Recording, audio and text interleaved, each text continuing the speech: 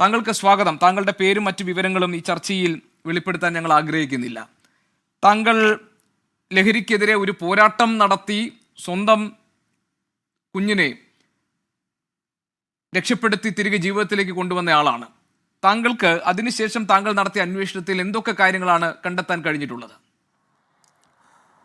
അതിനുശേഷം എനിക്കുണ്ട അനുഭവങ്ങളെന്ന് വെച്ച് കഴിഞ്ഞാൽ ഈ കുട്ടികൾ, അതായത് നമ്മൾ ഓർക്കും നമ്മുടെ ചുറ്റുവട്ടത്തുള്ള കുട്ടികളാണ്, ഇവരുടെ ചെറിയ ചെറിയ കുസൃതികളാണെന്നാണ് നമ്മൾ ധരിച്ചിരിക്കുന്നത് എല്ലാവരും.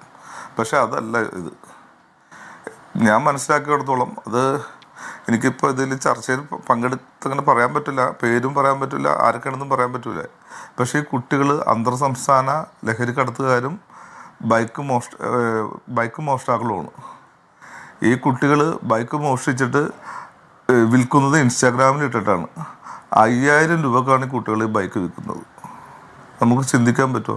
ഇൻസ്റ്റാഗ്രാമിൽ ബൈക്ക് ഇട്ട് അത് വാങ്ങിക്കാൻ ആള് അതെങ്ങനെ? അതായത് ഈ ലഹരി വസ്തുക്കൾ വാങ്ങാനുള്ള പൈസ കിട്ടാതെ വരുമ്പോൾ അവർ മോഷണത്തിലേക്കും അതല്ലെങ്കിൽ ഇതുപോലെ ബൈക്ക് വിറ്റൊക്കെ കാശുണ്ടാക്കാൻ നോക്കുന്നു അല്ലേ?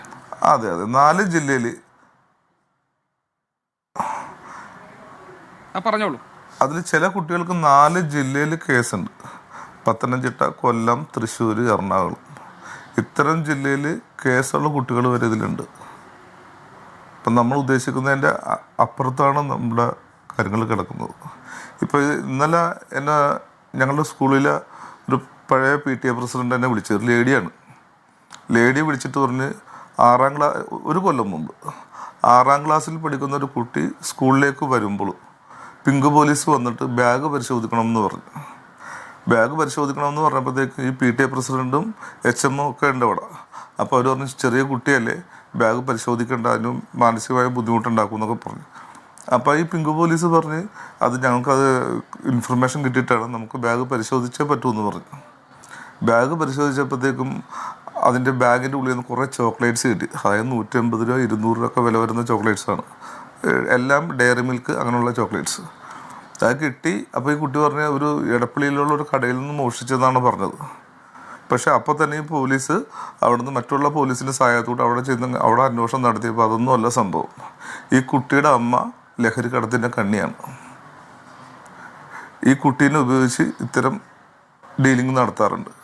പിറ്റേ ദിവസം തന്നെ ആ കുട്ടീനെ അവിടുന്ന് TC കൊടുത്ത് പറഞ്ഞു വിട്ടു. പക്ഷേ സ്കൂളിൽ ചീത്തപ്പേര് വേണ്ട, ബാക്കിയുള്ള ഇതിലേക്ക് പുലിവാലി പിടിക്കണ്ടെന്ന് ഓർത്ത് ഇത് മറച്ചു വെച്ച് അന്ന് അത് പുറത്ത് വന്നു വെച്ചെങ്കിൽ എനിക്ക് ഗതി വരില്ലായിരുന്നു. എൻ്റെ കുടുംബത്തിന് ഇത്തരം അപകടം വരില്ലായിരുന്നു. ഞാൻ ആത്മഹത്യയിലേക്ക് ശ്രമിക്കില്ലായിരുന്നു. എൻ്റെ മകളുടെ ഭാവി തകരില്ലായിരുന്നു. നമ്മളെല്ലാവരും ഭാവി പ്രതീക്ഷിച്ചിട്ട്, നാണക്കേട് പ്രതീക്ഷിച്ചിട്ട് മാത്രം ഒതുക്കി വയ്ക്കുകയാണ്. അപ്പോൾ അത് മറ്റുള്ള സമൂഹത്തിന് എന്തോരം പ്രശ്നങ്ങളാണ് ഉണ്ടാക്കുന്നത്. അല്ല, ഞാൻ ഇത്രയും പറഞ്ഞതുകൊണ്ട് ചോദിക്കട്ടെ. ഇപ്പോൾ എനിക്കുമുണ്ട് 2 മക്കൾ, സ്കൂളിൽ പഠിക്കുന്ന വിദ്യാർത്ഥികൾ. ഇപ്പോൾ സാധാരണ നിലയിൽ ഇപ്പോൾ താങ്കൾ മകളെക്കുറിച്ച് പറഞ്ഞു. അപ്പോൾ മകൾക്ക് ഇപ്പോൾ ഇങ്ങനെ ഒരു പ്രശ്നം ഉണ്ടാകുന്നു, അല്ലെങ്കിൽ മയക്കുമരുന്ന് കിട്ടുന്ന ഒരു സാഹചര്യം ഉണ്ടാകുന്നു. ഇത് നമ്മുടെ രക്ഷിതാക്കൾ അറിയാതെ പോകുന്നത് എന്തുകൊണ്ടായിരിക്കാം? ഇപ്പോൾ താങ്കളുടെ സ്വന്തം അനുഭവത്തിൽ നിന്ന് നോക്കിയാൽ എന്തുകൊണ്ടാണ് താങ്കൾ മകൾക്ക് ഇങ്ങനെ ഒരു പ്രശ്നം ഉണ്ടാകുമ്പോൾ താങ്കളോ അല്ലെങ്കിൽ താങ്കളുടെ കുട്ടിയുടെ അമ്മയോ ഇത് അറിയാതെ പോയത്? സാർ, അതാണ് ഞാനിപ്പോഴും എൻ്റെ ഏറ്റവും വലിയ ചോദ്യം. ഞാനിപ്പോൾ ഇതിൽ തന്നെ 24 ന്യൂസിൽ ഒരു 1056 നമ്പറിലേക്ക് ഇത്ര മാനസിക പ്രശ്നമുള്ളവർ വിളിച്ച് ചോദിക്കാമെന്ന് പറഞ്ഞ് ഞാൻ അതിലേക്ക് വിളിച്ച് ചോദിക്കുന്നുണ്ട്. നിരവധി പോലീസുകാരോടും മറ്റുള്ളവരോടൊക്കെ ഞാൻ അന്വേഷിച്ചുകൊണ്ടിരിക്കുന്നുണ്ട്. സാധാരണ ഇത്തരം കുട്ടികൾ വീട്ടിൽ എന്തെങ്കിലും പ്രശ്നം ഉണ്ടാകണം. അത് പാരൻസ് തമ്മിലോ അല്ല ആ കുട്ടിക്ക് സ്നേഹം കിട്ടാതെ വരുമ്പോഴോ അല്ലെങ്കിൽ എന്തെങ്കിലുമൊക്കെ ഉള്ളതുകൊണ്ടായിരിക്കും ഇത്തരം കുട്ടികൾ അങ്ങോട്ട് പോകുന്നത്. പക്ഷേ എൻ്റെ കേസിൽ അങ്ങനെയല്ല സാറേ. എൻ്റെ കേസിൽ അങ്ങനെയല്ല. ഞാനത് വെറുതെ എൻ്റെ കുട്ടീനെ നന്നാക്കാനോ അല്ലെങ്കിൽ ഞാൻ എന്നെ ബൂസ്റ്റ് ചെയ്യാനോ പറയുന്നതല്ല. എൻ്റെ വീട്ടിൽ അത്ര അനുഭവങ്ങളൊന്നുമില്ല എൻ്റെ കുട്ടിക്ക്. അതായത് എന്നെ അറിയുന്ന ആൾക്കാർക്ക് മുഴുവൻ അറിയാം. എൻ്റെ കുട്ടി എൻ്റെ ഒപ്പം ഞാൻ നടത്തിക്കൊണ്ടിരുന്ന കുട്ടിയാണ്. അതായത് എൻ്റെ വണ്ടിയുടെ പുറകെ ഉള്ള കുട്ടിയാണ്. അവൾക്കാണ് ഇത്ര അനുഭവങ്ങൾ വന്നത്. അപ്പോൾ എന്തുകൊണ്ട് ഇങ്ങനെ സംഭവിച്ചു? നമ്മുടെ സൊസൈറ്റി, നമ്മളെപ്പോഴും പറയും അത് പാരൻറ്റിങ്ങിൻ്റെ പ്രശ്നമാണെന്ന് പറയും. അതുകൊണ്ടൊന്നും അല്ല സാറേ. ഇപ്പം ശരിക്കും ഇത്തരം കുട്ടികളെ ചതിക്കുഴിയിൽ വീഴ്ത്താനായിട്ട് വലിയൊരു മാഫിയ തന്നെയുണ്ട്. എന്തുകൊണ്ട് ഇത്തരം കുട്ടികൾ മാത്രം വീഴുന്നു? ഈ MDMA പോലുള്ള ഉപയോഗിക്കുന്ന ആൾക്കാർ 30 വയസ്സിനുള്ള എത്ര പേരുണ്ട്? അതിന് 3 മടങ്ങല്ലേ 30 വയസ്സിൽ താഴെയുള്ള ആൾക്കാരുടെ ഉപയോഗം. നമ്മുടെ ഒരു പുതിയ തലമുറയെ നശിപ്പിച്ച് കളയാനായിട്ട് ഇതിൻ്റെ പിന്നിൽ എന്തോ വലിയ മാഫിയകളുണ്ട്. നമ്മളത് പരിശോധിക്കാതെ പോകരുത്. ശരി. അപ്പോൾ ഈ സ്വന്തം കുഞ്ഞിന്റെ മകളുടെ കാര്യം പറഞ്ഞല്ലോ, മകൾക്ക് എങ്ങനെയാണ് ഈ ലഹരി വസ്തുക്കൾ കിട്ടിയതെന്ന് താങ്കൾ അന്വേഷിച്ച് പോയി കാണുമല്ലോ. എങ്ങനെയാണ് കിട്ടിയതെന്ന് മനസ്സിലായോ? ലഹരി വസ്തുക്കൾ എന്ന് പറയാനായിട്ട് അവൾക്ക് ലഹരി വസ്തുക്കളൊന്നും അറിഞ്ഞുകൊണ്ടല്ലോ കഴിക്കുന്നത്. ഇത്തരം മിഠായി, ഞാൻ എൻ്റെ വീഡിയോ നമ്മുടെ ഇതിൽ തന്നെ നമ്മൾ സംപ്രേഷണം ചെയ്തിട്ടുണ്ടായിരുന്നു. ലഹരി മിഠായി, ഡയറി മിൽക്കിൽ മിഠായി ഇതൊക്കെ മയക്കുമരുന്നെന്നൊക്കെ പറഞ്ഞ്.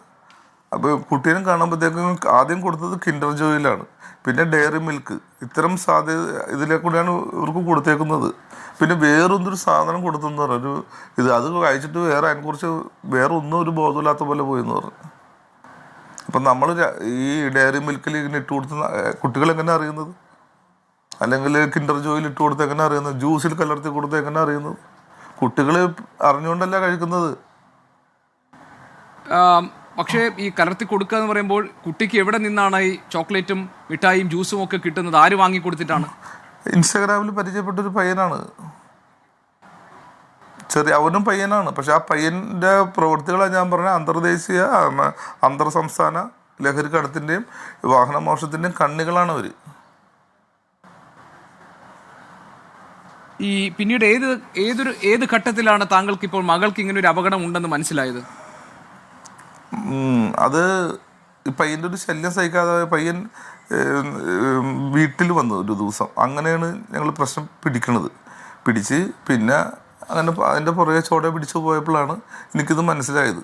ഞാൻ ഇവരെ ഇൻസ്റ്റാഗ്രാം ചെക്ക് ചെയ്ത് ഇൻസ്റ്റാഗ്രാമിൽ ഇവരുടെ ഫുൾ, അതായത് ഇത്തരം ക്രിമിനൽ പ്രവർത്തനങ്ങൾ മുഴുവൻ ഇട്ടിട്ടുണ്ടായിരുന്നു. ഒരു നല്ലൊരു കാര്യം പോലും അതിലില്ല. ഫുൾ ഡീറ്റെയിൽസ്, അതായത് ഈ മയക്കുമരുന്ന് വലിക്കുന്നത്, അത് MDMA പോലും, മറ്റേ കഞ്ചാവ് വലിക്കുന്നത്, വിൽക്കുന്നത്, വണ്ടി മോഷണം, അങ്ങനെ ഫുൾ ഡീറ്റെയിൽസ് ഇവരെ പല പല ഗ്രൂപ്പുകളിലായിട്ടുണ്ടായിരുന്നു.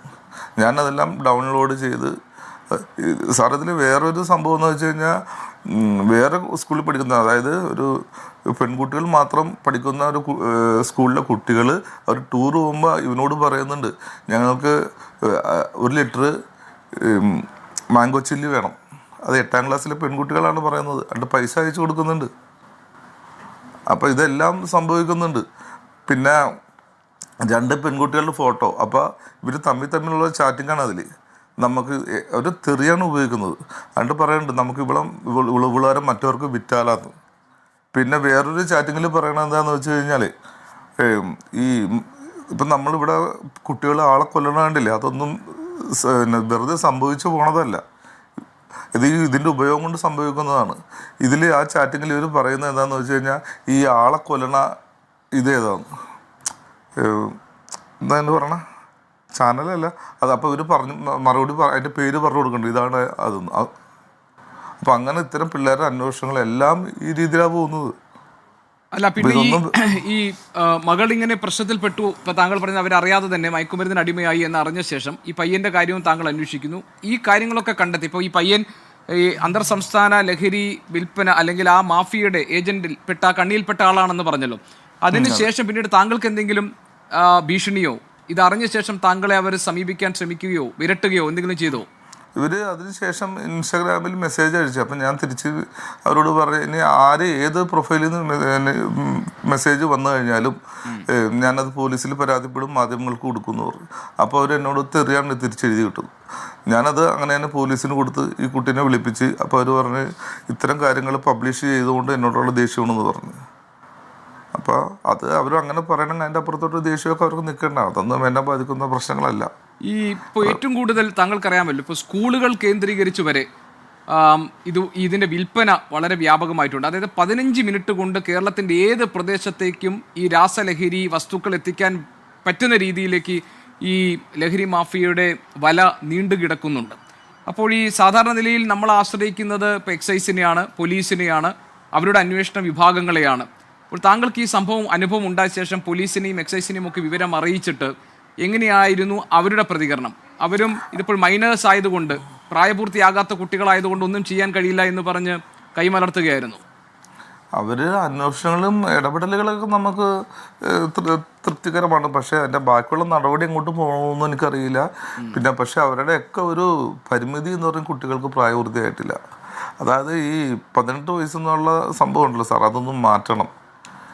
അതൊന്ന് നമ്മൾ പുനഃപരിശോധിക്കേണ്ട ഒരു കാലഘട്ടമായി. പിള്ളേരുടെ എല്ലാ വളർച്ചയിലും മാറ്റം വന്നു. അപ്പോൾ ഈ 14 വയസ്സ് 15 വയസ്സ് 16 വയസ്സ് എന്നുള്ള ആ പേരിൽ മാത്രം ഇവർ രക്ഷപ്പെട്ടു പോകുക. പക്ഷെ ആ ഒരു വയസ്സിൻ്റെ ഒരു ഘടകമാണ് ഇവർ ഇത്തരം കണ്ണികളാക്കുന്നത്.